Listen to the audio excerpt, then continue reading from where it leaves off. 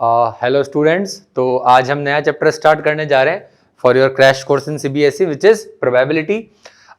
इसमें जो कि नया पैटर्न हमारा आया है नवंबर के एग्जाम्स का, उसको ध्यान में रखते हुए हम सारे कंसेप्ट्स भी कवर करेंगे और साथ साथ मल्टीपल चॉइस क्वेश्चंस एमसीक्यू भी साथ साथ लेते हुए चलेंगे। ठीक है, तो लेट्स गेट स्टार्टेड। तो आपके जो सिलेबस में सबसे पहली चीज है वो है कंडीशनल प्रोबेबिलिटी। मैं थोड़ा सा आपको बैकग्राउंड बताना चाहूंगा सिंपल या क्लासिकल प्रोबेबिलिटी का। आपको याद होगा कि कभी भी अगर हमें कोई एक्सपेरिमेंट दे रखा है जिसके अंदर मान लीजिए हमारे पास में m total number of outcomes हैं, ठीक है, m total number of outcomes हैं और उसमें से n आउटकम्स किसी पर्टिकुलर इवेंट को फेवर करते हैं, तो उस इवेंट की प्रोबेबिलिटी क्या निकल के आ जाती है, n/m फेवरेबल अपॉन टोटल।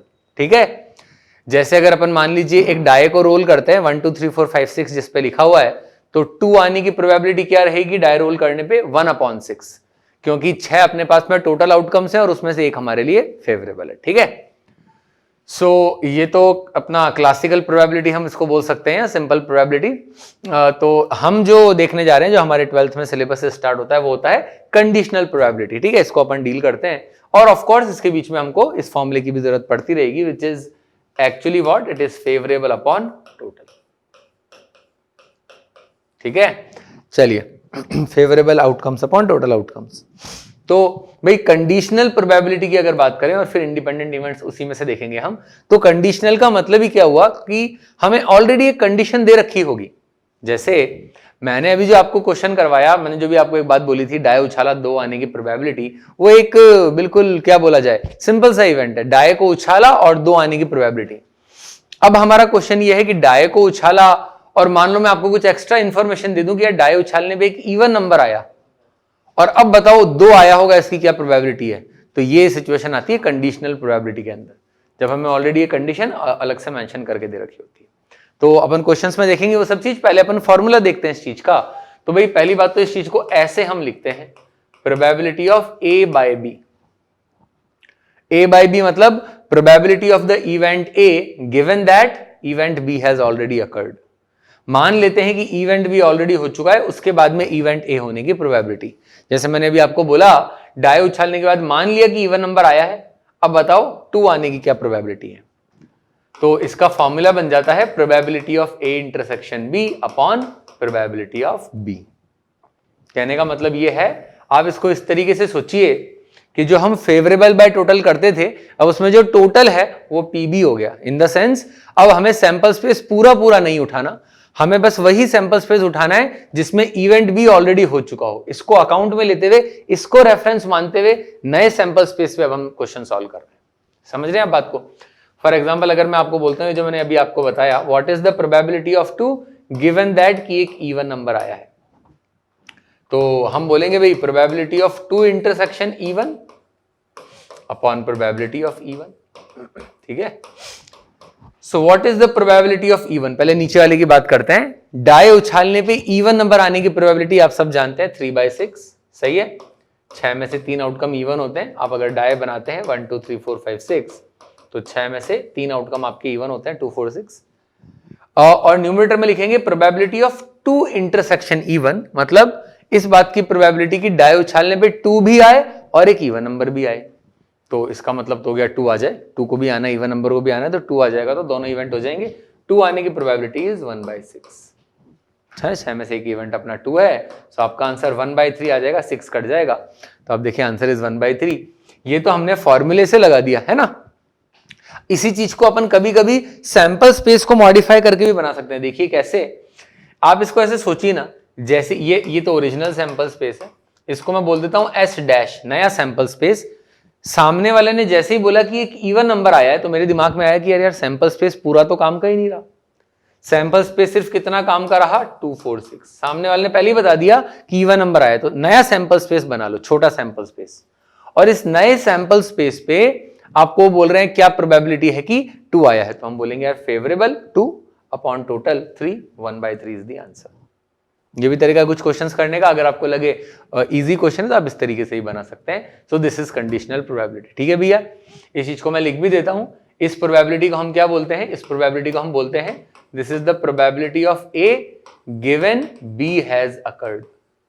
ठीक है, अगर हम ये मान लेते हैं कि बी अकर कर चुका है तो उसके बाद ए के होने की प्रोबेबिलिटी, इसको हम क्या बोलते हैं, this is probability of A and B both happening, A and B both happening है, दोनों के होने की प्रोबेबिलिटी एक साथ, both happening simultaneously of course, ठीक है, and of course this is probability of B. चलिए भाई, एक और चीज यहां से आप ऑब्जर्व कीजिए कि अगर मैं यहां से पी ए इंटरसेक्शन बी का वैल्यू निकालता हूं तो क्या आएगा आपके पास में, P A by B into P B. अच्छा बाय द वे, इसको ध्यान रखना भैया, ये अपने लिए सबसे की चीज है, this is the main thing जो आपको एकदम रट लेनी है अच्छे से, फॉर्मूला, ठीक है। ओके, अब यहां से हम एक और फॉर्मूला निकाल रहे हैं, probability of A intersection B का फॉर्मूला देखिए क्या आ जाएगा आपके पास में, this will turn out to be probability of B, इसको एलएचएस में धक्का मार दिया, आप देख सकते हैं प्रोबेबिलिटी ऑफ बी को एलएचएस ले गया, into probability of A by B.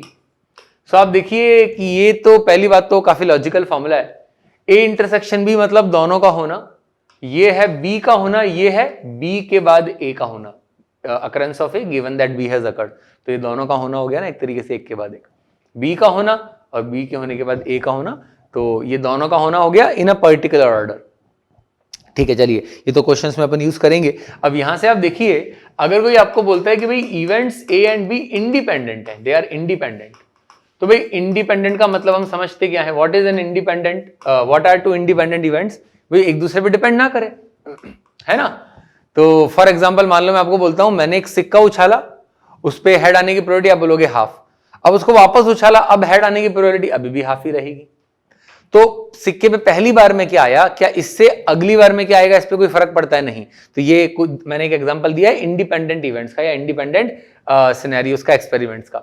तो अगर दो इवेंट इंडिपेंडेंट हैं तो क्या मैं बोल सकता हूं probability of A by B जो है वो प्रोबेबिलिटी ऑफ ए हो जाएगा, क्योंकि जब वो इंडिपेंडेंट ही है तो बी के होने या नहीं होने से ए के होने या नहीं होने पे कोई फर्क ही नहीं पड़ेगा।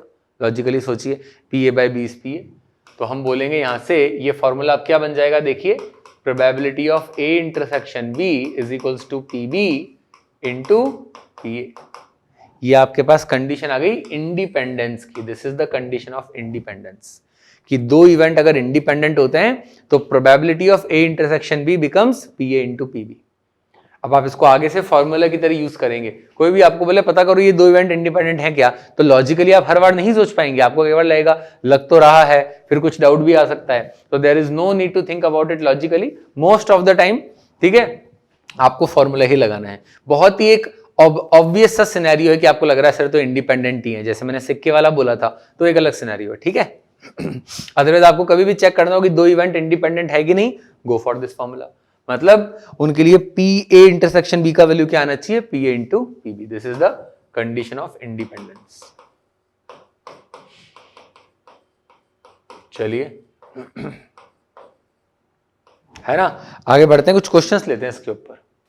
देखिए, तो देखो इस क्वेश्चन के अंदर हमें क्या दे रखा है, वो कह रहे हैं assume that each born child is equally likely to be a boy और अ गर्ल, और कोई भी अगर बच्चा होता है घर में तो बॉय या गर्ल होने का प्रोबेबिलिटी सेम है, और हमको बताना है कि क्या प्रोबेबिलिटी है कि दोनों ही जो बेबीज हैं वो गर्ल्स हैं, गिवन दैट, है ना।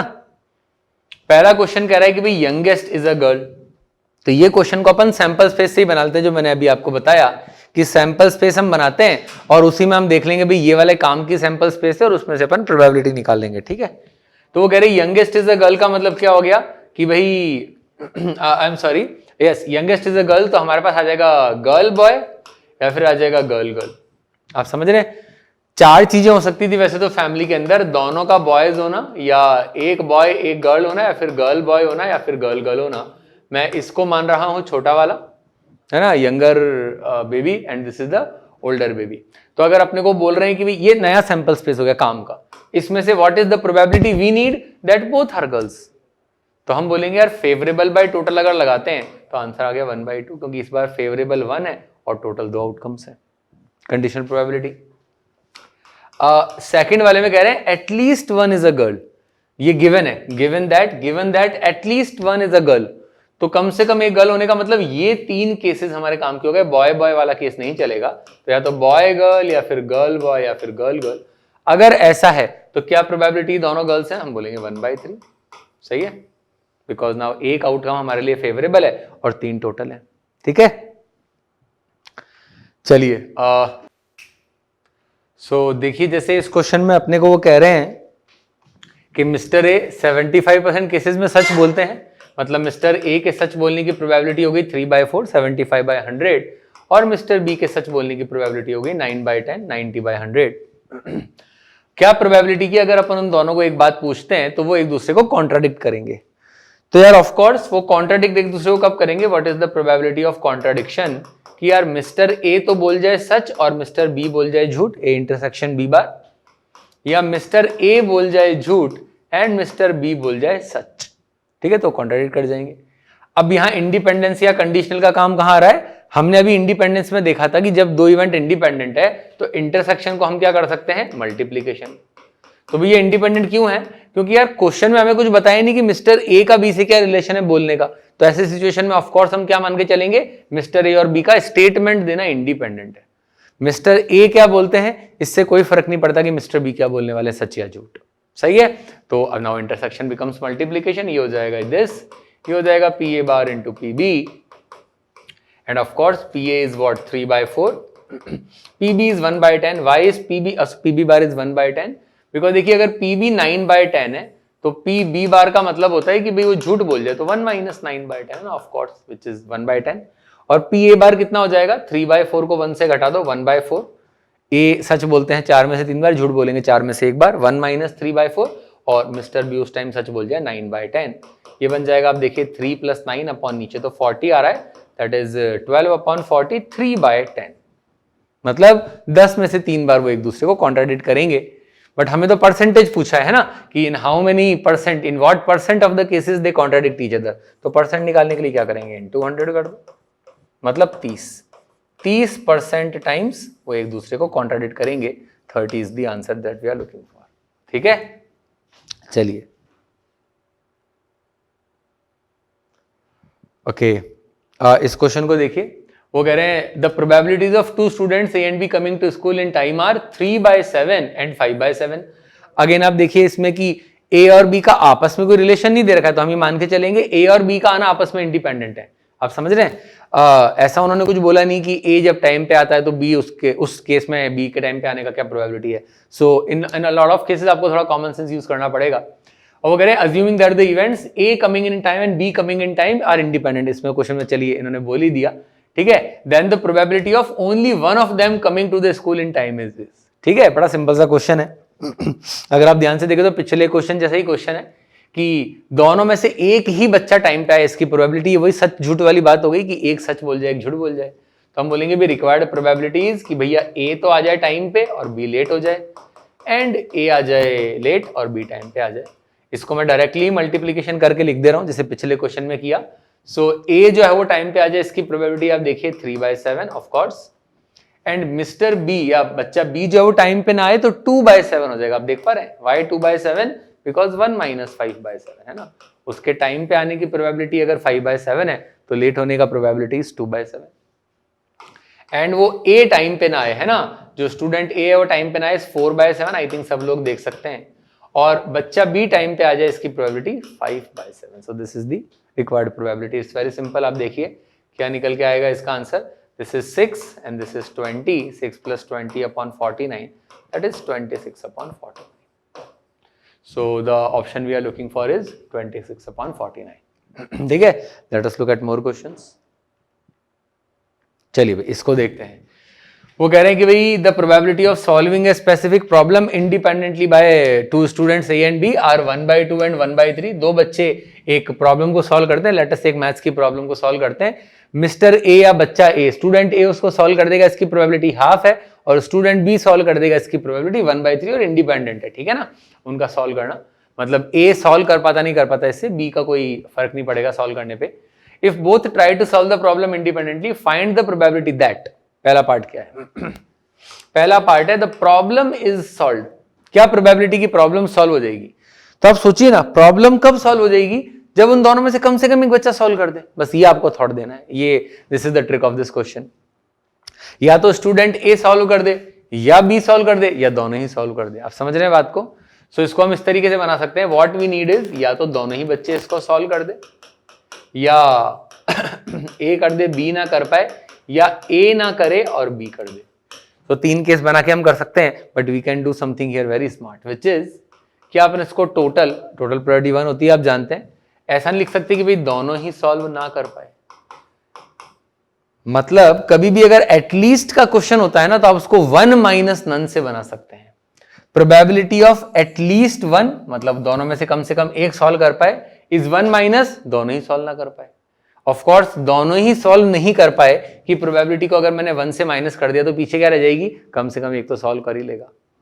सो हम बोलेंगे this is 1 minus mister A भी सॉल्व ना कर पाए और मिस्टर बी भी सॉल्व ना कर पाए, 1 माइनस। हाँ भाई ये भी फेल हो जाए, 1/2 का 1 में से घटाएंगे तो 1/2 ही आने वाला है, 1/3 को 1 में से घटाएंगे तो 2/3 आने वाला है, दोनों ही सॉल्व नहीं कर पाए, which becomes 1 minus 1/3, which of course becomes 2/3। ठीक है, this is the first answer. और सेकंड प्रॉब्लम तो मेरे ख्याल से अब तक आपको समझ में आ ही गया होगा, बिकॉज ये पिछले दो प्रॉब्लम जैसे ही है, exactly one of them solves the problem, है ना, दोनों में से एक ही सॉल्व करे। तो इसको मैं डायरेक्टली लिख देता हूँ P A P B bar. आप एग्जाम में लिखे तो ऑफ कोर्स खैर अभी तो आपका पहला टर्म तो एमसीक्यू टाइप का होने वाला है, बट अगर सब्जेक्टिव में होता है तो आपको उसको इस स्टेप में लिख के दिखाना पड़ेगा। पहले इंटरसेक्शन स्टेप, फिर अगले स्टेप में आप लिखेंगे P A into P B bar, आगे मेंशन करेंगे कि इंटरसेक्शन को मल्टीप्लीकेशन क्यों बना रहे हैं, because the events are independent. और यहाँ पे आ जाएगा हमारे पास में P A bar P B, है ना। सो आई थिंक ये मेरे ख्याल से इजीली हम कर सकते हैं। मिस्टर ए सॉल्व कर ले, मिस्टर बी ना कर पाए, या फिर मिस्टर ए ना कर पाए, मिस्टर बी कर ले। I think everybody can calculate this. चलिए भाई एक और क्वेश्चन देखते हैं। हाँ, इस क्वेश्चन में वो कह रहे हैं कि 12 अपने पास में कार्ड्स हैं जिनका 1 से 12 तक नंबर लिखा हुआ है, और इनको अपन ने मिक्स कर दिया और उसके बाद में कार्ड अपन ने रैंडमली बॉक्स से निकाला। ठीक है, it is known that if it is known that the number on the drawn card is more than 3, what is the probability it is an even number. बड़ा सिंपल सा। ठीक है, वो कह रहे हैं what is the probability that the number is even. वैसे देखो इसको भी आप सैंपल स्पेस वाले टेक्निक से बना सकते हो, जो मैंने पहले क्वेश्चन में बनाया था कि भाई सैंपल स्पेस को छोटा कर लो और फिर उसके बाद में नई सैंपल स्पेस से फेवरेबल बाय टोटल लगा दो। पर ऐसा करते हैं, इसको फॉर्मूले से बना देते हैं, फॉर्मूले का भी हमारा प्रैक्टिस रहेगा। ठीक है, what is the probability that it is an even number given that the number is greater than 3। आपको पहले ही बता दिया है that the number is greater than 3। तो मैं जो बात यहां बताना चाहूंगा, ये आपको क्वेश्चंस प्रैक्टिस करके ये स्किल डेवलप कर लेना है। जो क्वेश्चंस मैं आपको करा रहा हूं, इतने ही सारे क्वेश्चन अगर आप प्रैक्टिस कर लेंगे एक बार खुद से ये सारे क्वेश्चंस को, तो आपको लैंग्वेज पकड़ने में आ जाएगी कि यार ये कंडीशनल का सवाल है। कहीं पे भी आपको बोल दे गिवन दैट या ऐसा ऑलरेडी हो चुका है, तो आपको समझ जाना है कि इसमें a बाई बी का फॉर्मूला लगेगा, probability of a by B. क्या होता है probability of a by B का formula? Probability of a intersection b, ठीक है, whole upon probability of greater than 3। एक और टिप मैं बोर्ड्स के लिए देना चाहूंगा कि आप इसको ऐसे ना लिखें, आप इसको पूरा लिख दें। जैसे मैंने तो यहाँ पे ये लिख दिया, आप यहाँ पे क्या लिखें, what is the probability it is an even number given that it is greater than 3। मतलब ये तो गिवन है कि 3 से बड़ा नंबर आया है, तो क्या प्रोबेबिलिटी की इवन नंबर आया होगा। एक और काम आप ये कर सकते हो कि आप इतना लिखो ही मत, आप तो इसको लिख दो probability of a by B, और आगे साइड में लिख दो वेयर a क्या है, it is an even number, b क्या है, इट इज ग्रेटर देन 3। चलिए तो अपन इसको सॉल्व करते हैं। क्या आंसर आएगा अपना? हाँ भाई, क्या प्रोबेबिलिटी की एक नंबर इवन भी हो और 3 से बड़ा भी हो, 12 में से एक नंबर निकालने पे, तो फेवरेबल बाय टोटल के हिसाब से 12 तो टोटल, 3 से बड़ा नंबर और इवन भी होता है। ऐसे कितने नंबर हैं? 4, 6, 8, 10 और 12, 5 नंबर है अपने पास। आप समझ रहे हैं? Whole upon what is the probability की वो जो नंबर आएगा आपके पास में, that number is greater than 3। It's very very simple. So greater than 3 number आने की प्रोबेबिलिटी, टोटल नंबर 12 है हमारे पास, और 3 से बड़े अपने पास 9 नंबर है, 4 से लेके 12 तक, है ना। सो 9। सो आप देख सकते हैं 12 से 12 कैंसिल आउट होगा। The answer that we are looking for is 5/9, that is option B. ठीक है, चलिए। सो एक छोटी सी चीज before going on to Bayes theorem, जो कि कंडीशनल के और अच्छे सवाल होते हैं, एक छोटी सी चीज अपन देखते हैं, which is probability distribution and binomial probability. It's very simple concept. Probability distribution की अगर हम बात करें तो भाई क्या होता है, जैसे मान लीजिए कि मैंने एक सिक्के को 4 बार उछाला, तो अगर मैं 4 बार उछालूंगा तो 4 में से हो सकता है या तो एक बार भी हेड ना आए, 0 हेड्स आए, मतलब चारों टेल ही आ जाए, अपन हेड पे फोकस करते हैं हाल फिलहाल, या हो सकता है कि 4 में से एक बार हेड्स आए, या हो सकता है 2 बार हेड्स आए, या 3 बार हेड्स आए, या फिर 4 बार हेड्स आए। तो जब एक सिक्के को 4 बार उछालेंगे तो 5 आउटकम्स हो सकते हैं, 0 heads, 1 head, 2 head, 3 head, 4 head. इन पांचों की प्रोबेबिलिटी अगर हम लिख के एक टेबल बना देते हैं तो उसको हम बोलते हैं प्रोबेबिलिटी डिस्ट्रीब्यूशन टेबल। वैसे तो देखिए प्रोबेबिलिटी डिस्ट्रीब्यूशन टेबल के बहुत सोफिस्टिकेटेड यूजेस होते हैं, पर हमारे सिलेबस में इतना सब नहीं है। हमें तो बस टेबल बनाते आनी चाहिए और हमको तो कोई पर्टिकुलर केस का प्रोबेबिलिटी निकालते आना चाहिए कि भाई 4 सिक्के उछाले हैं तो उसमें से 2 हेड्स आने का क्या प्रोबेबिलिटी रहेगा। ठीक है, चलिए तो उसके लिए अभी अपन क्वेश्चन में देखेंगे इस चीज को। तो पहले अपने को देखना पड़ेगा बाइनोमियल प्रोबेबिलिटी, इसको देखते हैं। तो देखिए इसका ऐसा हिसाब किताब है, अगर आप n बार कोई एक्सपेरिमेंट परफॉर्म कर रहे हैं जिसमें से r टाइम आपको सक्सेस चाहिए, तो हम बोलेंगे उसका प्रोबेबिलिटी आ जाएगा NCR p की पावर r q की पावर n माइनस r। ठीक है, ये हमने क्या किया है, बेसिकली एक एक्सपेरिमेंट को r टाइम्स परफॉर्म किया और हम चाहते हैं n टाइम्स परफॉर्म किया और r सक्सेस चाहते हैं। एग्जाम्पल से अगर मैं आपको बताऊं, मान लो एक सिक्के को अपन ने 10 बार उछाला है ना, या ऐसा सोचे कि 10 सिक्कों को एक साथ उछाला तो उनमें से 3 पे हेड्स आ जाए। आप समझ पा रहे हैं कि जब 10 सिक्के उछाले जाते हैं तो सारे सिक्के इंडिपेंडेंट होते हैं, है ना।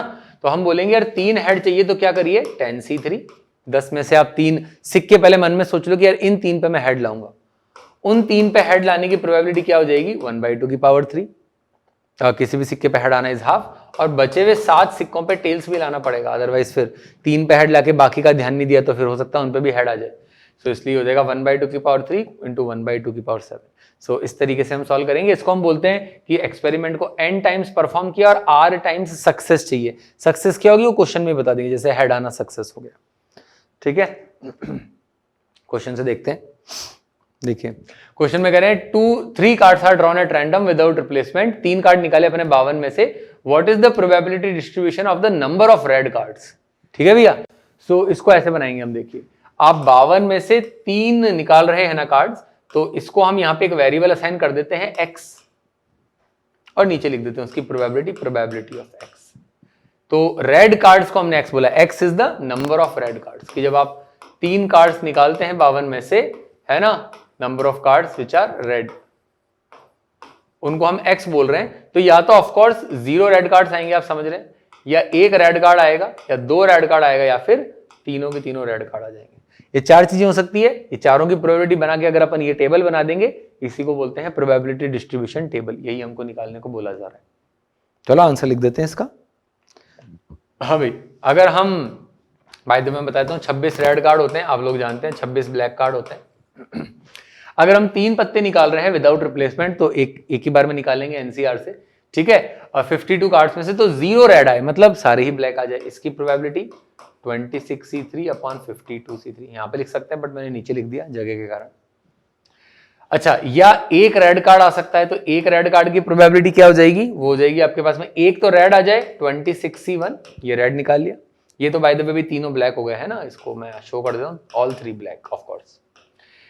तो 1 रेड कार्ड आ जाए 26C1 और 2 ब्लैक आ जाए, होल अपॉन नीचे कितना आ जाएगा 52C3। क्या सही है? या फिर 2 रेड कार्ड आ जाए, 2 रेड कार्ड लाने के लिए क्या करेंगे, 26C2 26C1 upon 52C3, 2 red card 1 black card, and lastly तीनों ही रेड कार्ड आ जाए 26C3 अपॉन 52C3। ये आपका आंसर। ये तो होता है आपका प्रोबेबिलिटी डिस्ट्रीब्यूशन टेबल। और एक और चीज पूछ रहे हैं वो कि यार ये जो प्रोबेबिलिटी डिस्ट्रीब्यूशन बनाया है इसका मीन भी निकाल के बताइए, also find the mean of the distribution. तो मीन का जो फॉर्मूला होता है, मीन को मैं x बार से रिप्रेजेंट कर देता हूं, वो होता है sigma x into P of x। x into P of x मतलब आप सारे x की वैल्यूज लेंगे, उनको अपनी अपनी प्रोबेबिलिटी से मल्टीप्लाई करेंगे। तो देखिए इट्स वेरी सिंपल एक्चुअली। आप देखो जब ये मल्टीप्लाई होगा, नीचे तो हमेशा 52C3 आ रहा है, आप देख पा रहे होंगे। ठीक है, 0 से टकराएगा 26C3, अपन लिख भी देते हैं इसको, 0 इंटू 26C3 प्लस 1 इंटू ये प्रोबेबिलिटी आएगी 26C1 26C1 26C2 plus there will be 2 more terms. मैं ऐसा करता हूं, उसको अगली स्लाइड पे लिख देता हूं। वो 2 टर्म्स क्या आएंगे, 2 into this and 3 into this. So the next 2 terms will be अपने पास में 2 टर्म्स ऑलरेडी आ गए थे, 2 into 26C2 26C1 and last term will be 3 into 26C3. This is the mean. ठीक है, तो बेसिकली मीन होता क्या, mean is very very simple. आपको हर ये जो x अपन ने असाइन किया बाय द वे, इसको अपन वेरिएबल या टेक्निकल टर्म्स में रैंडम वेरिएबल भी बोलते हैं। भी रैंडम एक्सपेरिमेंट है तो उसके लिए जो वेरिएबल असाइन किया है, तो हर रैंडम वेरिएबल की वैल्यू को अपनी अपनी प्रोबेबिलिटी से मल्टीप्लाई कर देना है, ठीक है। अच्छा, एक चीज यहां पे मैं जरूर बताना चाहूंगा कि आप यहां पे एक चीज ऑब्जर्व कर पा रहे होंगे कि अभी तो खैर मैंने डेटा काफी बड़ा सा लिया है तो it is very difficult to verify, कि आप देख सकते हैं कि जब हम प्रोबेबिलिटी डिस्ट्रीब्यूशन टेबल बनाते हैं तो जो सारे आउटकम्स होते हैं वो कुल मिला के एग्जॉस्टिव होते हैं। एग्जॉस्टिव का मतलब ये होता है कि सबकी प्रोबेबिलिटी का आप जोड़ोगे तो 1 आएगा, वो तो आना ही है, क्योंकि जब आप 3 कार्ड्स निकाल रहे हो तो या तो उसमें से एक भी रेड नहीं होगा, या एक रेड होगा, या 2 रेड होंगे, या 3 रेड होंगे, तो सबकी प्रोबेबिलिटी को आप ऐड करोगे तो आंसर हमेशा कितना आएगा? 1, ठीक है। चलिए ठीक है, ये क्वेश्चन देखते हैं। ओके, इस क्वेश्चन में कह रहे हैं एक एक्सपेरिमेंट जो है वो उसको जब परफॉर्म करते हैं तो it succeeds thrice as often as it fails. मतलब किसी एक्सपेरिमेंट को परफॉर्म किया हमने तो जो सक्सेस की प्रोबेबिलिटी है, सक्सेस की प्रोबेबिलिटी को अपन मान लेते हैं let the probability of success, ठीक है, be equal to p, and let the probability of failure be equal to q, of course q is 1 minus p. तो वो कह रहे हैं कि जो सक्सेस की रेट है वो 3 गुना है फेलियर की रेट की। Success appears 3 more times than failure, तो यहां से आ जाएगा आई मीन 3 इंटू क्यू की वैल्यू डाल देते हैं 1 minus p is equals to p. मैंने 3 क्यू को पहले लिख दिया भैया, तो आ जाएगा 3 minus 3 p is equals to p, तो 3 इज इक्वल्स टू 4 पी, तो पी इज इक्वल्स टू 3/4।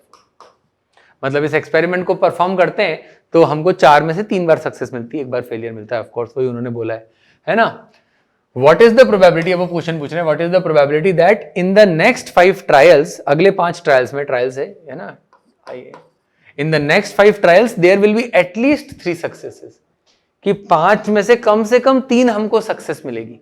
तो हम बोलेंगे ठीक है भाई, 5 में से 3 सक्सेस चाहिए ना, तो या तो 3 सक्सेस ले लो, या 4 सक्सेस ले लो, या 5वां सक्सेस ले लो।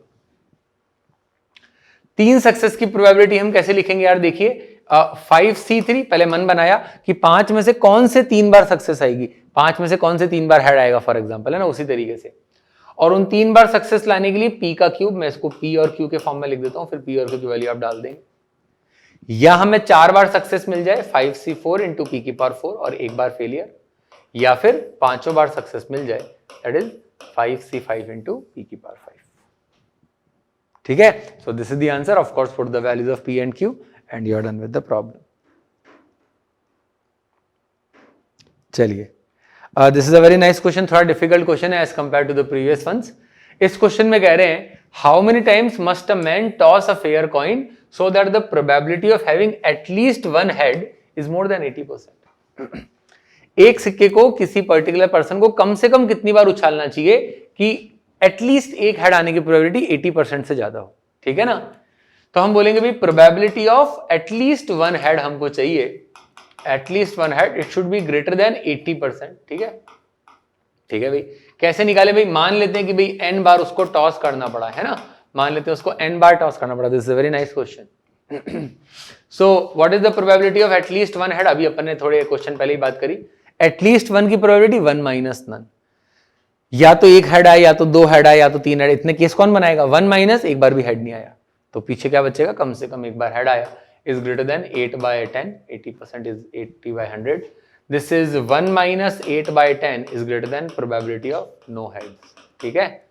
तो ये हो जाएगा 2/10 हो जाएगा, वहां पे आप देखिए यार, है ना, 1 minus 8/10 is going to be 2/10, और what is the probability of no head, सबका टेल आ जाना, 1/2 की पावर n, मतलब n बार उसने सिक्का उछाला, पहली बार भी टेल आए 1/2, अगली बार भी टेल आए 1/2, अगली बार भी टेल आए। ये अपन मल्टीप्लाई क्यों कर पा रहे इतनी इजीली, क्योंकि इंडिपेंडेंट इवेंट्स है। आप समझ रहे हैं, हमने इस चीज को मेंशन नहीं किया बाइनोमियल प्रोबेबिलिटी के टाइम पे, I think I should have mentioned it. जब हम ये बाइनोमियल प्रोबेबिलिटी की बात करते हैं ना, तो सारे आउटकम्स, सारे जो ट्रायल्स होते हैं वो इंडिपेंडेंट होने चाहिए, कि जैसे आप सिक्का उछाल रहे हैं तो सारे जो टॉस होते हैं वो इंडिपेंडेंट होते हैं आपस में, ठीक है ना। सो तभी ये बाइनोमियल प्रोबेबिलिटी का फॉर्मूला लगेगा। तो आप देखिए, हम चाहते हैं अगर कि हर बार उसको फेलियर ही मिल जाए, टेल्स ही आ जाए, तो 1/2 की पावर n, अब तो ये सॉल्व हो जाएगा इजीली। आप देखिए, इसको इधर ले जाएंगे, पहले तो इसको काट देते, 5 बचेगा, इसको इधर ले आइए, 2 की power n is greater then 5, 2 की पावर n ये टूट के इधर चला गया, और अब आपको बस सोचना है कि 2 की पावर n 5 से बड़ा कब होगा, ऑफ कोर्स, तो n का वैल्यू आ गया 3, मतलब 3 के आगे भी आएगा। आप n को 4, 5, 6 रख दोगे तो भी 5 से बड़े आंसर आएगा, पर वो कह रहे हैं कि how many times must coin be toss, मतलब कम से कम कितनी बार, तो हम बोलेंगे भाई n का वैल्यू 3, आगे भी हो सकता है बट मिनिमम 3 टाइम्स, ठीक है। चलिए भाई, तो अब एक कंसेप्ट देखते हैं which is kind of the major concept of this chapter, because आप ये मान के चलिए कि क्वेश्चन आते तो सभी से हैं, बट मेजर क्वेश्चन 60% क्वेश्चन जो है वो बेस थ्योरम और टोटल प्रोबेबिलिटी से आएंगे, ठीक है।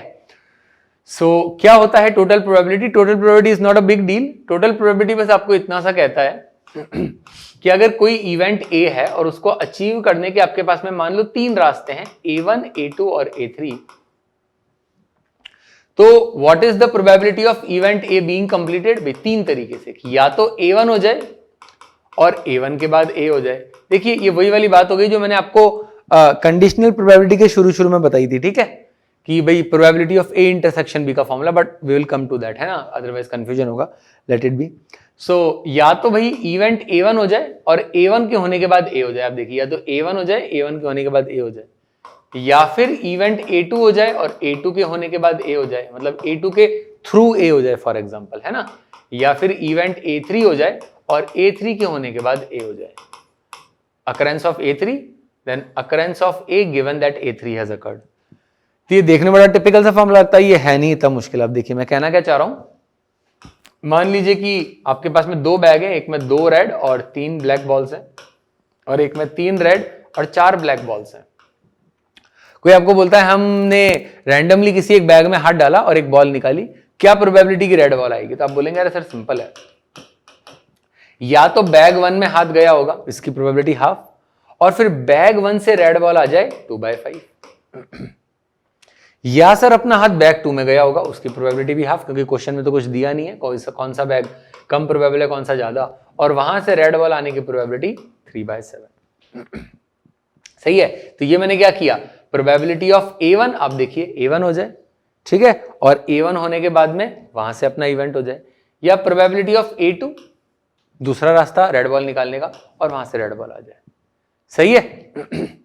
तो ये टोटल प्रोबेबिलिटी का कंसेप्ट कब लगेगा? जब एक ही चीज को कंप्लीट करने के आपके पास बहुत सारे तरीके होंगे, ठीक है।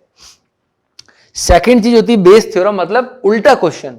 अब वो आपको बोलेंगे कि यार इवेंट ए जो है ना ये तो हो चुका है, अब बताओ क्या प्रोबेबिलिटी कि वो A1 वाले रास्ते से हुआ है। मतलब इसका क्वेश्चन कुछ ऐसा दिखाई देगा, given that event A has happened, what is the probability वो A1 से हुआ है।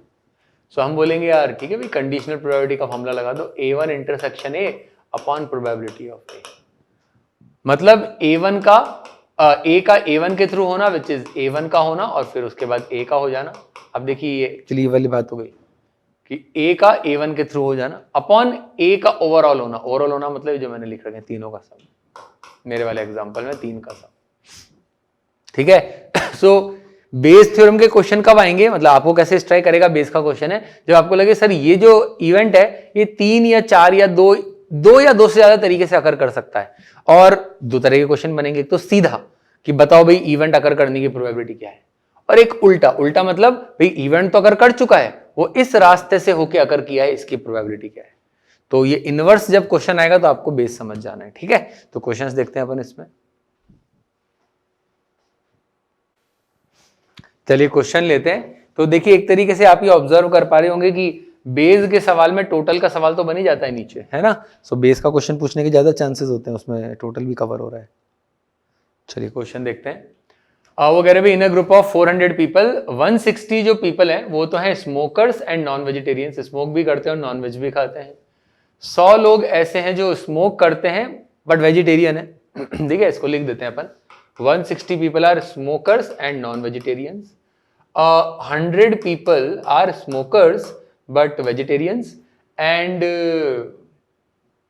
रिमेनिंग कितने हो जाएंगे 260, तो फिर 140 बचेंगे 400 में से। बचे हुए लोग हैं भाई they are non smokers and vegetarians. ठीक है, चलिए तो अब अपने को बताना है। अच्छा इसमें ये भी दे रखा है कि the probability of getting a special chest disease at this percent, मतलब अगर कोई बंदा इस कैटेगरी का स्मोक करता है नॉनवेज खाता है तो उसको एक पर्टिकुलर चेस्ट की डिजीज लग जाएगी, इसकी प्रोबेबिलिटी 35%, 35/100। अगले वालों के लिए है 20/100 मतलब 20%, 20/100 I am sorry, and in लोगों के लिए है 10/100, है ना। आपको ये नहीं सोचना है कि इन तीनों का सम 1 क्यों नहीं हो रहा सर, वो नहीं होगा, कोई लॉजिक ही नहीं है। इन 160 में से 35% प्रोबेबिलिटी, मतलब है ना, आप समझ रहे बात को, कि जो लोग स्मोक भी करते हैं नॉनवेज भी खाते हैं उनके 35% चांसेस है बीमारी लगने के, इनका आपस में कोई कनेक्शन नहीं ऑफ कोर्स। अब वो करें, a person is chosen from the group at random and is found to be suffering from the disease. अब देखो ये हो गया, आपको दे दिया क्वेश्चन कंडीशनल प्रोबेबिलिटी का, मतलब एक बंदे को पकड़ा और उसको डिजीज थी, he was found to have the disease. What is the probability that selected person is a smoker and non-vegetarian? क्या probability कि वो स्मोक भी करता था और नॉन वेज भी खाता था? तो आप देखिए ऑलरेडी कुछ गिवन है और फिर कुछ पूछ रहे हैं आपको, तो ये एक तरीके से जो बेस के क्वेश्चन है वो कंडीशनल प्रोबेबिलिटी का ही थोड़ा बढ़िया लेवल का सवाल होता है। ठीक है, दो इवेंट अटैच कर दिए बस, एक तरीके से आप देखिए, अटैच मतलब स्मोकिंग और नॉन वेजिटेरियन खाने को लिंक कर रहे हो एक डिजीज से। ठीक है, चलिए अपन इसका आंसर लिखते हैं, अपन तो अपना फॉर्मूला लगाते हैं। व्हाट इज द प्रोबेबिलिटी वो स्मोक करे और नॉन वेज खाए, इंटरसेक्शन विद उसको डिजीज हो, divided by what is the probability कि उसको वो डिजीज हो। ठीक है, व्हाट इज द प्रोबेबिलिटी कि वो स्मोक करे और नॉन वेज खाए, पहली बात तो इसकी प्रोबेबिलिटी है, स्मोक और नॉन वेज की प्रोबेबिलिटी 160/400। ठीक है, this is 160/400 and then what is the probability कि उसको डिजीज होगी 35%, दिस इज 35/100। आप देख पा रहे हैं, डिवाइडेड बाय नीचे आते हैं, व्हाट इज द प्रोबेबिलिटी कि उसको डिजीज होगी। अब यहां 3 केस बनेंगे, टोटल प्रोबेबिलिटी का क्वेश्चन है, किसी को डिजीज कब हो सकती है 3 सिनेरियो में, या तो भैया वो स्मोक करे और नॉन वेज खाए, तो फिर इसकी प्रोबेबिलिटी 160/400 और फिर उसको डिजीज हो जाए विच इज 35/100। ये आप देख पा रहे होंगे कि न्यूमरेटर का ही एक टर्म है। Of course most of the time आप फील करेंगे कि बेस में यही होता है, नीचे 3-4 चीजों में से एक चीज ऊपर बैठी होती है। या वो स्मोक करे बट वेजिटेरियन हो, इसकी प्रोबेबिलिटी है 100/400 और फिर उसको डिजीज लगने की प्रोबेबिलिटी इज 20/100। ठीक है, और या फिर वो 140/400, मतलब वो नॉन स्मोकर हो और वेजिटेरियन हो और फिर उसको डिजीज लगने की प्रोबेबिलिटी हो जाएगी 10/100। So this is the answer.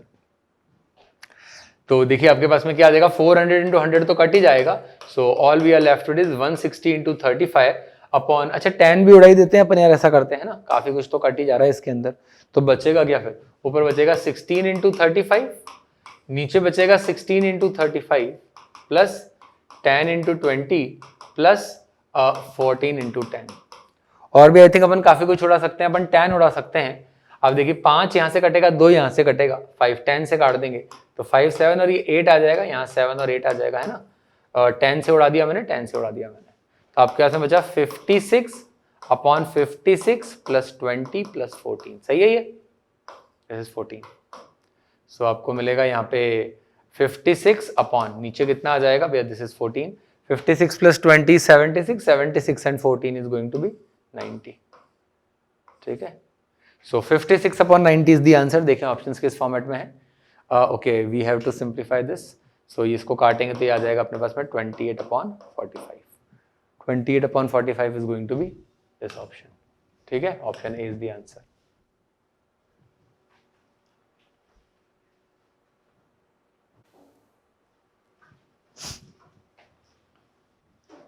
चलिए एक और क्वेश्चन देखते हैं। देखिए वो कह रहे हैं कि भाई assume the students in a college, it is known that 60% reside in the hostel. ठीक है भाई, वो हॉस्टल का बच्चा होगा, इसकी प्रोबेबिलिटी है 60/100 दैट इज 6/10, और वो 40% डे स्कॉलर, मतलब वो हॉस्टल में नहीं रहता है तो डे स्कॉलर है, इसको अपन डी लिख देते हैं, डे स्कॉलर इज 4/10, है ना, 40%। पिछले साल के रिजल्ट में देखा गया है कि भाई जो हॉस्टल में रहते हैं उसमें से 30% बच्चे जो हैं, है ना, हॉस्टल में रहते हैं उसमें 30% बच्चे, मतलब 3/10 30/100 ए ग्रेड लाते हैं और 20% डे स्कॉलर डे ग्रेड लाते हैं, है ना, ए ग्रेड लाते हैं, आई एम सॉरी, 2/10। अब वो कह रहे हैं at the end of the year one student is chosen at random, एक बच्चे को चुना गया and he has an A grade. तो देखो फिर से आपको कुछ बता दिया गया है, एक बच्चे को चुना और उसकी ए ग्रेड लगी, है ना। ऑफ कोर्स मैं फिर से आपको इस बात को रिपीट करूंगा, एडवाइस दूंगा कि आप इसको पूरा पूरा लिखें, आप चाहें तो इसको लिख दें प्रोबेबिलिटी A/B, नीचे लिख दें B का मतलब a student chosen has A grade, और A का मतलब what is the probability that he is a hosteller. ठीक है, खैर क्वेश्चन पे आते हैं। तो one student chosen at random and found to have an A grade, what is the probability that the student is a hosteller, क्या probability है कि वो हॉस्टल का बच्चा था। ठीक है, आपको लैंग्वेज अब थोड़ा थोड़ा समझ में आ रहा होगा कि इस तरीके से प्रोबेबिलिटी का लैंग्वेज काम करता है, कुछ गिवन है और किसी चीज की प्रोबेबिलिटी बतानी है, तो हम बोलेंगे hostel intersection A grade, formula लगा रहे सिंपली हम कंडीशनल प्रोबेबिलिटी का, वहीं से तो बेस आया है, upon probability of getting an A grade. ठीक है, चलिए इसका आंसर लिखते हैं। क्या प्रोबेबिलिटी की वो हॉस्टल का बंदा था, हॉस्टल के बंदे होने की प्रोबेबिलिटी, अब देखिए 60/100 या 6/10, एंड देन उसका ए ग्रेड आए विच इज 3/10 होल अपॉन, नीचे आते हैं, नीचे व्हाट इज द प्रोबेबिलिटी एक बच्चे की ए ग्रेड आए। तो आपको सबसे ज्यादा दिमाग यही चलाना होता है कि बेस के क्वेश्चन में जो डिनोमिनेटर होगा उसके कई सारे केसेस बनते होंगे और आपको वो सोचते आने चाहिए। तो हम बोलेंगे भी किसी बच्चे की ए ग्रेड कब आएगी, 2 केस, या तो वो हॉस्टल ईयर हो और उसकी ए ग्रेड आए, या वो डे स्कॉलर हो और फिर अपने को पता है उसकी ए ग्रेड आने की probability is 2/10। It's very simple, this is 18/18 plus 8, that is 18/26, that is 9/30। सही है। सो इसको अगर अपन पूरा लिखें फॉर्मूले के हिसाब से तो अपन इसको ऐसे लिख सकते हैं, what is the probability, this is A intersection B upon P B, और पी बी के खुद के केसेस थे। क्या केसेस थे कि या तो बच्चा हॉस्टल में पढ़ने वाला हो और फिर हॉस्टल में पढ़ने वाला हो एंड उसकी ए ग्रेड आ जाए, हॉस्टलियर हो एंड हॉस्टल के बाद ए ग्रेड आ जाए, या फिर वो बच्चा डे स्कॉलर हो एंड देन गिवन दैट वो डे स्कॉलर है, I am sorry, and given that वो डे स्कॉलर है उसकी ए ग्रेड आ जाए। तो आप इस तरीके से एग्जाम में लिख सकते हैं, these things matter a lot in the board exam. चलिए एक और क्वेश्चन लेते हैं। A man is known to speak truth 3 out of 4 times, 3/4 उसकी प्रोबेबिलिटी सच बोलने की। अभी अपन ने बात करी भी इस तरह के सवाल पे। भैया उस बंदे ने एक डाय फेंकी और उसने बोला कि भाई 6 आया, व्हाट इज द प्रोबेबिलिटी कि एक्चुअल में 6 आया। ठीक है, चलिए ठीक है। सो हम बोलेंगे भाई क्वेश्चन क्या है, पहली बात तो उसने बोला है, ही रिपोर्ट्स कि 6 आया है, reports a 6, what is the probability कि एक्चुअल में 6 आया है। तो ये हो जाएगा 6 intersection reports 6 upon probability reports 6। ठीक है, दो चीजें हो सकती है नीचे ऑफ कोर्स। ओके, या तो सच में 6 आया हो, इस बात की प्रोबेबिलिटी 1/6, एंड देन वो रिपोर्ट करे 6 आया, इसकी प्रोबेबिलिटी 3/4 होल अपॉन। क्या प्रोबेबिलिटी कि भैया वो रिपोर्ट करे 6 आए, तो दो चीजें हो सकती है, या तो सच में 6 आए एंड देन वो रिपोर्ट करे, या एक्चुअल में 6 आया ही ना हो 5/6 और फिर भी वो झूठ बोल जाए कि वो बोल जाए कि 6 आया है, तो अपन बोलेंगे भाई 1/4। 1/4 क्यों? बिकॉज ऑफ कोर्स अगर 3/4 सच बोलने की प्रोबेबिलिटी, झूठ बोलने की प्रोबेबिलिटी 1/4 है। अच्छा, इसमें एक चीज और है which is very risky, I mean कई अलग अलग लोग इसको अलग अलग तरीके से देखते हैं, कॉन्ट्रोवर्शियल है थोड़ी। वो ये होती है कि कई लोग ये भी बोलते हैं कि भाई देखो अगर 5/6 से 6 नहीं आया है, मतलब कुछ और आया है ना, 1 2 3 4 5 6 है ना, 6 नहीं आया है, तो 5 चीजों में से कुछ आ सकती हैं। तो वो झूठ बोले ना, इतना काफी नहीं है, उसको ये भी बोलना है झूठ में कि 6 आया है। तो आप देखो ना कि आप सोचो अगर हम बोल रहे हैं 6 नहीं आया है, तो फॉर एग्जाम्पल लेट अस से कि 1 आया है, अब उसके पास में झूठ कितने तरीके के, 5 तरीके के, 2 3 4 5 6। वो तो ये भी बोल सकता था कि भाई आया 1 है और वो बोल दे 2 आया है, पर हमें तो उसको 6 बुलवाना है, तो कुछ कुछ जगह आपको 1/5 भी लिखा मिलेगा, एक्स्ट्रा 1/5। ये 1/5 क्यों है कि भाई जब कुछ आया है उसके बाद में जो 5 झूठ बचे हैं उसमें से वो फेवरेबल वाला झूठ बोले जो हम चाहते हैं। सो दिस इज अलग अलग बुक्स में अलग अलग चीज होती है। I just wanted to tell you this कि भाई यहाँ पर ये एक थोड़ा सा कंट्रोवर्सी है। So different people prefer different thing. I would say कि आप इसका आंसर सिर्फ यहीं तक छोड़ देंगे तो भी चल जाएगा, 1/4 तक, that is okay. But if you somehow sense की भाई ऐसा करने से आंसर नहीं आया, 4 ऑप्शन उन्होंने दिए, तो आप समझ जाइएगा कि एग्जामिनर ने 1/5 को भी इंक्लूड किया है। ठीक है, चलिए let us take one last question. देखिए क्या कहना चाह रहा है क्वेश्चन। वो कह रहे हैं bag 1 contains 3 red and 4 black balls. ऐसा क्वेश्चन मैंने भी आपको बताया, 3 red and 4 black balls. And bag 2 contains 5 red and 6 black balls. ठीक है, अब वो कह रहे हैं कि एक बॉल रैंडमली हमने वन ऑफ द बैग से निकाली और रेड निकली। कोई भी एक बैग हमने हाथ डाला, उससे एक बॉल निकाली और वो रेड आ गई। It is given that the ball is red, what is the probability कि वो बैग 2 से आई थी। चलो आपको अभी समझ में आ गया होगा कि जो सबसे इंपॉर्टेंट स्किल है इन क्वेश्चंस में वो है you have to write the question in terms of A by B. आपको समझ में आना चाहिए कि इसमें कुछ हो चुका है और कुछ के बारे में पूछा जा रहा है। लगाते हैं अपन फॉर्मूला, क्या बन जाएगा ये, probability of bag 2 intersection red upon probability of red. What is probability of bag 2 intersection red, bag 2 से रेड आने की प्रोबेबिलिटी। पहली बात तो हाथ बैग 2 में जाए हाफ, क्योंकि कुछ बोला नहीं तो हम इक्वली लाइकली मान के चलेंगे, और वहां से रेड आने की प्रोबेबिलिटी 5/11 है ना। अब देखिए बैग 2 से रेड आने की 5/5 + 6 5/11। Upon what is the probability कि एक रेड बॉल आए। दो चीजें हो सकती हैं, या तो बैग 1 में हाथ जाए और वहां से रेड आ जाए, देखिए बैग 1 में हाथ जाए और वहां से रेड आने की प्रोबेबिलिटी 3/7, या फिर बैग 2 में हाथ चला जाए और 5/11। This is the final answer. Half cut जाएगा, answer is 5/11 upon 3/7 plus 5/11। So भाई these were some of the questions of the various topics of probability. I have tried कि मैं कुछ क्वेश्चंस MCQ के भी लूं। सारे क्वेश्चंस को एक बार आप रिवाइज कीजिए और इन क्वेश्चंस को एक बार खुद से कीजिए, और MCQ वाले क्वेश्चंस भी और जो मैंने आपको करवाया ट्राई कीजिए, बिकॉज एक पैटर्न का भी अपना इंपॉर्टेंस होता है। ठीक है, आपके सामने क्वेश्चन आएगा तो when there is options given तो थोड़ा सा इजी भी हो जाता है। सो मेक श्योर कि आप इन सबको प्रैक्टिस करें and will look at some more problems from other chapters. हमने जो पुराने बनाए थे लेक्चर्स, अब उसमें हम MCQ के और ऐड कर रहे हैं क्वेश्चंस, बिकॉज अभी नए पैटर्न में MCQs भी आ रहे हैं। So will meet with more lectures with MCQs of different chapters. ठीक है, थैंक यू।